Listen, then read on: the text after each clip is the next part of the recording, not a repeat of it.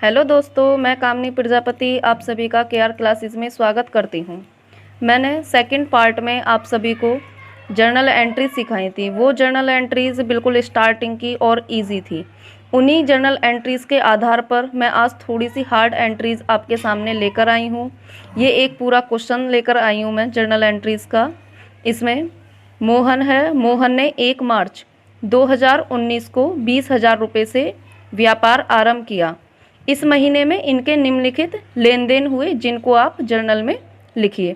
तो ये मोहन है, एक व्यक्ति जिसने व्यापार प्रारंभ किया है और उसके ये मार्च मंथ के कुछ लेन देन हैं, तो हम उनको जर्नल में लिखेंगे।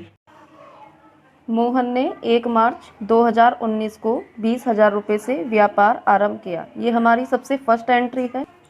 सबसे पहले हम लिखेंगे डेट मार्च 1। व्यापार आरंभ किया है तो व्यापार आरंभ करने में क्या लगाया जाएगा? कैश। तो जो भी चीज़ व्यापार प्रारंभ करने में लगाई जाए उसे हम लिखेंगे डेबिट। तो cash account debit to capital account. अब हम नरेशन लिखेंगे बीइंग। उसमें बोला था व्यापार आरंभ किया। व्यापार को क्या बोलते हैं? बिजनेस। प्रारंभ की क्या होती है? Started with cash. उसी डेट में हमारी नेक्स्ट एंट्री है सुरेश से उधार माल खरीदा 2,000। तो हम सबसे पहले डेट लिखेंगे मार्च 1। उसमें कह रहा था सुरेश से उधार माल खरीदा। देखो माल खरीदा है तो माल आएगा या जाएगा? आएगा। आने वाली वस्तु डेबिट, खरीदने की होती है परचेज। तो हमने यहाँ लिख दी परचेज अकाउंट डेबिट। अब उसमें बोला था सुरेश से माल खरीदा। तो सुरेश पाने वाला व्यक्ति है या देने वाला व्यक्ति है? सुरेश से खरीदा है तो सुरेश देने वाला व्यक्ति है। देने वाले व्यक्ति को हम लिखते हैं क्रेडिट। अब हम नरेशन बनाएंगे। बीइंग खरीदने के लिए क्या लगाते हैं? परचेज्ड। माल को क्या बोलते हैं? गुड्स। तो being goods purchased from Suresh. यहाँ अमाउंट लिख देंगे हम 2,000 रुपये डेबिट और 2,000 रुपये क्रेडिट। अब हमारी नेक्स्ट एंट्री है मार्च 3। फर्नीचर डिपो से फर्नीचर खरीदा 8,000 रुपये। देखो इसमें नाम दिया हुआ है फर्नीचर डिपो। जब भी एंट्री में नाम दिया हुआ हो और कोई वस्तु खरीदी हो, माल या फर्नीचर, तो हम उसे उधार मानेंगे। सबसे पहले लिखेंगे डेट मार्च 3। अब इसमें कह रहा था फर्नीचर डिपो से फर्नीचर खरीदा। फर्नीचर खरीदेंगे तो फर्नीचर आएगा या जाएगा? आएगा। आने वाली वस्तु डेबिट। तो हम लिखेंगे फर्नीचर अकाउंट डेबिट। अब इसमें बोल रहा है फर्नीचर डिपो से। फर्नीचर डिपो पाने वाला व्यक्ति है या देने वाला व्यक्ति है? फर्नीचर डिपो से खरीदा है तो फर्नीचर डिपो देने वाला व्यक्ति है। देने वाले व्यक्ति को हम क्या लिखते हैं? क्रेडिट। तो टू फर्नीचर डिपो। अब हम लिखेंगे नरेशन। बीइंग क्या खरीदा है हमने इसमें? फर्नीचर। तो हम लिखेंगे बीइंग फर्नीचर खरीदने की परचेज्ड। वो इसमें बोला था फर्नीचर डिपो से फर्नीचर खरीदा, तो से के लिए फ्रॉम फर्नीचर डिपो। 8,000 रुपये का खरीदा था तो 8,000 रुपये डेबिट, 8,000 रुपये क्रेडिट। अब हमारी नेक्स्ट वीडियो है। अब हमारी नेक्स्ट एंट्री है मार्च 5। विजय से अलमारी खरीदी और नकद धन दिया। देखो मैंने पहले ही बताया था अगर कहीं पर नाम दिया हुआ हो, कोई वस्तु खरीदी हो, तो उसे हम उधार मानते हैं। लेकिन इसमें बोल दिया है कि विजय से अलमारी खरीदी और नकद धन दिया, तो अब ये उधार नहीं रही, क्या हो गई? ये नकद हो गई 3,000 रुपये। तो सबसे पहले हम डेट लिखेंगे मार्च 5। उसमें बोला था अलमारी खरीदी। अलमारी खरीदी है तो आएगी जाएगी? अलमारी आएगी। आने वाली वस्तु डेबिट। तो हम लिखेंगे अलमीरा अकाउंट डेबिट। अब देखो अलमारी खरीदी थी और नकद धन दिया। नकद धन दिया है तो कैश जाएगा। जाने वाली वस्तु क्रेडिट। तो हम लिखेंगे टू कैश अकाउंट। यदि इस एंट्री में होता कि विजय से अलमारी खरीदी, बस यहीं तक होती, तो हम इसे उधार मानते। अलमीरा तो आती ही, उसे तो हम डेबिट ही करते और टू में क्या लिखते? टू विजय। लेकिन यहाँ पर साथ में कह दिया है कि और नकद धन दिया। जब धन दिया है तो ये हमारी हुई नकद, तो हम यहाँ पे लिख देंगे टू कैश अकाउंट। नरेशन लिखेंगे बीइंग अलमीरा परचेज्ड। 3,000 रुपये डेबिट और 3,000 रुपये क्रेडिट। अब हमारी नेक्स्ट एंट्री है मार्च 8। सुरेश को पूर्ण भुगतान में दिए 1,960 रुपये। देखो यहाँ पर एक मेन पॉइंट है पूर्ण भुगतान। जब भी कहीं पर पूर्ण भुगतान की बात आ जाए तो उसमें हमें नाम को ऊपर भी देखना होता है। तो यहाँ पे देखो सुरेश नाम ऊपर भी आया था 1 मार्च में। सुरेश से उधार माल खरीदा गया था 2000 रुपये का, लेकिन यहाँ पर मार्च 8 में सुरेश को पूर्ण भुगतान में कितने दिए हैं? 1960 रुपये। तो ऐसी एंट्रीज में देखो डिस्काउंट छिपा हुआ होता है। जब हमने सुरेश से माल खरीदा था तो 2000 रुपये का माल खरीदा था, लेकिन अब हमने उसे दिए कितने रुपए हैं? 1960 रुपये। तो सबसे पहले हम डेट लिखेंगे मार्च 8। अब इसमें कह रहा था कि सुरेश को पूर्ण भुगतान में दिए, तो सुरेश कौन है? देने वाला व्यक्ति है या पाने वाला व्यक्ति है? सुरेश को दिए हैं तो सुरेश हुआ पाने वाला व्यक्ति। तो पाने वाले व्यक्ति को हम क्या करेंगे? डेबिट। तो सुरेश डेबिट। अब यहाँ पे सुरेश को पूर्ण भुगतान में दिए, तो कैश आ रहा है या जा रहा है? जा रहा है। जाने वाली वस्तु क्रेडिट। तो हम यहाँ लिखेंगे टू कैश अकाउंट।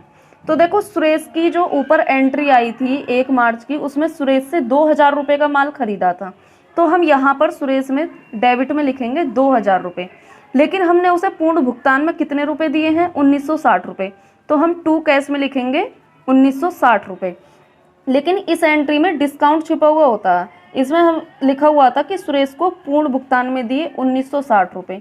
तो कितने रुपए कम दिए हैं? 40 रुपये। तो वो 40 रुपये क्या हुआ हमारे लिए? डिस्काउंट, जो कि हमें मिला है। अगर हमें छूट मिले तो वो हमारे लिए होती है लाभ, अगर छूट दी जाए तो वो हमारे लिए होती है हानि। तो यहाँ पर छूट हमें मिल रही है। जब भी छूट मिले तो वो लाभ है, उसे हम लिखेंगे क्रेडिट में, टू डिस्काउंट अकाउंट 40 रुपये। और एक चीज़ याद रखना, डेबिट और क्रेडिट में हमेशा रकम बराबर होती है। तो 1 मार्च में दिया हुआ था कि सुरेश से माल जो खरीदा था वो 2000 रुपये का था, लेकिन 8 मार्च में जो पूर्ण भुगतान में दिए वो 1960 रुपये दिए। तो 40 रुपये का क्या हुआ? डिस्काउंट। अब हम इसकी नरेशन लिखेंगे बीइंग। इसमें बात आई थी रुपए देने की, तो कैश गिवन। किसे दिए थे? सुरेश को, तो टू सुरेश। और इसमें क्या था? डिस्काउंट, तो एंड डिस्काउंट रिसीव्ड। अब हमारी नेक्स्ट एंट्री है मार्च 12। बीमा किस्त का भुगतान किया 1000 रुपये।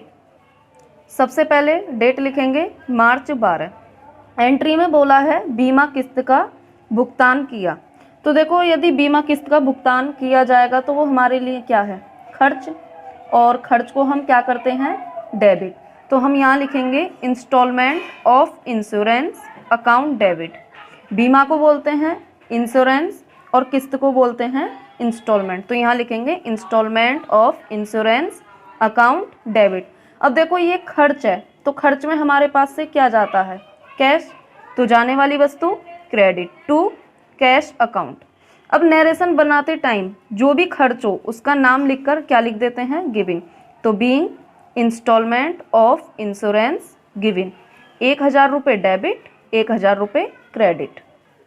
अब हमारी नेक्स्ट एंट्री है मार्च 16। बैंक से रुपये निकाले 5000 रुपये। सबसे पहले हम डेट लिखेंगे मार्च 16। इस एंट्री में बोला था बैंक से रुपये निकाले। तो देखो बैंक से अगर रुपये निकालेंगे यानी कि कैश, तो वो आ रहा है या जा रहा है? कैश आ रहा है, बैंक से निकालेंगे तो आने वाली वस्तु डेबिट। तो हम लिखेंगे कैश अकाउंट डेबिट। अब बैंक कौन है? पाने वाला व्यक्ति है या देने वाला व्यक्ति है? बैंक है देने वाला व्यक्ति। तो देने वाले व्यक्ति को हम क्या करते हैं? क्रेडिट। तो हम लिखेंगे टू बैंक अकाउंट। अब नरेशन लिखेंगे being cash withdraw from bank. इसमें बोला था बैंक से रुपये निकाले, यानी कि रुपये निकालने की क्या होती है? रुपये की होती है कैश, निकालने की होती है विड्रॉ। इसमें बोला था बैंक से के लिए फ्रॉम बैंक। 5000 रुपये डेबिट, 5000 रुपये क्रेडिट। अब हमारी नेक्स्ट एंट्री है मार्च 20। लेखन सामग्री खरीदी 200 रुपये। सबसे पहले डेट लिखेंगे मार्च 20। इसमें बोला था लेखन सामग्री खरीदी। लेखन सामग्री को हम बोलते हैं स्टेशनरी। तो देखो लेखन सामग्री खरीदी है, तो लेखन सामग्री आ रही है या जा रही है? आ रही है। आने वाली वस्तु डेबिट, स्टेशनरी अकाउंट डेबिट। अब लेखन सामग्री खरीदी तो वो तो आई, आने वाली वस्तु हमने डेबिट कर दी, जाएगा क्या? कैश, तो जाने वाली वस्तु क्रेडिट टू कैश अकाउंट।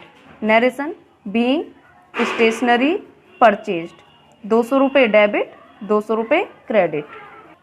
अब हमारी नेक्स्ट एंट्री है मार्च 24, राम को भुगतान किया 980 रुपये, छूट मिली 20 रुपये। सबसे पहले डेट लिखेंगे मार्च 24। अब इसमें कह रहा था राम को रोकड़ दी, राम को रोकड़ दी है तो राम कौन है? पाने वाला व्यक्ति है या देने वाला व्यक्ति है? राम है पाने वाला व्यक्ति, तो पाने वाले व्यक्ति को हम क्या कर देंगे? डेबिट, यानी कि राम डेबिट। अब इसमें कह रहा था राम को रोकड़ दी, तो कैश जा रहा है, जाने वाली वस्तु क्रेडिट टू कैश अकाउंट। अब इस एंट्री में बोला था कि राम को भुगतान किया और छूट मिली, तो इस एंट्री में हमें छूट भी मिल रही है, तो छूट मिलेगी तो वो लाभ है, तो लाभ को हम क्या करते हैं? क्रेडिट, तो टू डिस्काउंट अकाउंट। अब इसमें बोला था राम को रोकड़ दी 980 रुपये, तो रोकड़ के सामने हमने लिख दिए क्रेडिट में 980 रुपये और छूट मिली थी 20 रुपये, तो डिस्काउंट में हमने लिख दिए थे 20 रुपये, तो दोनों रकम को जोड़ देंगे, कितने रुपए हो गए? 1000 रुपये। नरेशन लिखेंगे बीइंग कैश गिविंग, क्योंकि इसमें बोला था रोकड़ दी, किसे दी? राम को, तो टू राम। और आगे बोला था छूट मिली and discount received. Next entry है मार्च 26, दिनेश से रोकड़ मिली 1000 रुपये। तो सबसे पहले हम डेट लिखेंगे मार्च 26। इसमें बोला था दिनेश से रोकड़ मिली, तो रोकड़ आ रही है या जा रही है? रोकड़ आ रही है, आने वाली वस्तु डेबिट, तो हम लिखेंगे कैश अकाउंट डेबिट।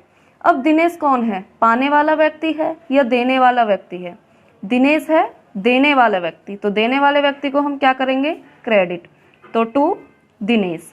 अब हम नरेशन लिखेंगे बीइंग, इसमें बात आई थी रोकड़ मिली, तो यहाँ लिखेंगे कैश रिसीव्ड, किससे मिली है? दिनेश से के लिए फ्रॉम दिनेश, 1000 रुपये डेबिट, 1000 रुपये। अब नेक्स्ट एंट्री है मार्च 28, विज्ञापन व्यय दिया 2000 रुपये। सबसे पहले डेट लिखेंगे मार्च 28। इसमें बोला था विज्ञापन व्यय दिया, विज्ञापन क्या है हमारा? खर्च, खर्च को हम क्या लिखते हैं? डेबिट, तो यहाँ लिखेंगे एडवर्टाइजमेंट अकाउंट डेबिट। अब खर्च में हमारे पास से जाएगा क्या? कैश, तो जाने वाली वस्तु को क्या करेंगे? क्रेडिट, तो टू कैश अकाउंट। नरेशन क्या लिखेंगे? बीइंग एडवर्टाइजमेंट गिविंग, 2000 रुपये डेबिट, 2000 रुपये क्रेडिट। अब हमारी लास्ट एंट्री है मार्च 31, मजदूरी चुकता की 200 रुपये। सबसे पहले डेट लिखेंगे मार्च 31। मजदूरी की बात हुई है, इसमें मजदूरी चुकता की या मजदूरी दी एक ही बात होती है। मजदूरी हमारा खर्च है, खर्च को हम क्या लिखेंगे? डेबिट, तो वेजिस अकाउंट डेबिट। खर्च में जाएगा क्या? Cash, to cash account. Narration लिखेंगे बीइंग वेजिस गिविंग, 200 रुपये डेबिट, 200 रुपये क्रेडिट। आज मैंने आप सभी को जर्नल एंट्रीज़ का ये एक कंप्लीट क्वेश्चन कराया। इससे पहले पार्ट में मैंने आपको थोड़ी इजी एंट्री बताई थी और इसमें थोड़ी सी ये हार्ड एंट्री हैं। आप इन सभी को अच्छे से देख लें। यदि आपने नियम याद नहीं किए होंगे तो ये एंट्रीज़ आपको बिल्कुल भी समझ में नहीं आने वाली। इसलिए सबसे पहले पार्ट 1 में खाते के नियम देख लें, सेकंड पार्ट में इजी एंट्री देख लें, उसके बाद ही इन एंट्रीज़ को देखें, तभी आपको ये एंट्रीज समझ में आएंगी। धन्यवाद।